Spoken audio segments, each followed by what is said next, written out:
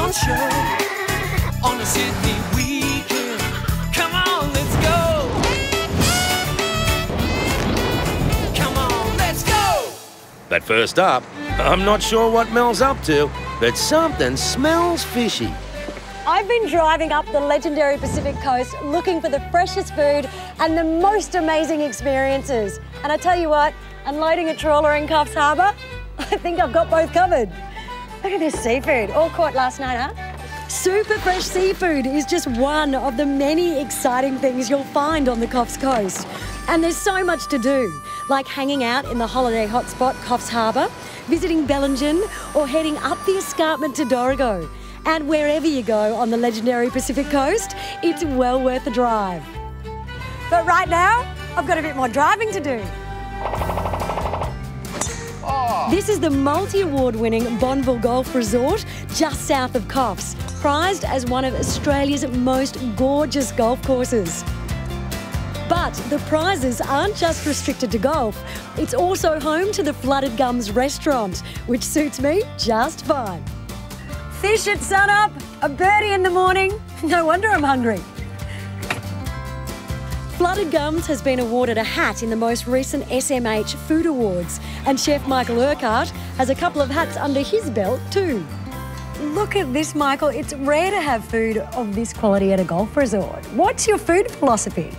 Well, Mel, it's all about trying to keep the ingredients speaking for themselves. You know, keeping it simple, use as much local and fresh produce as possible.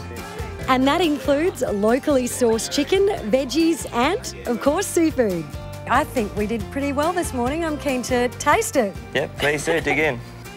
I've exercised and fed my body. Now I'm heading to the Galnyamba Friday Creek Retreat in the Upper Orara Valley to exercise and feed my spirit.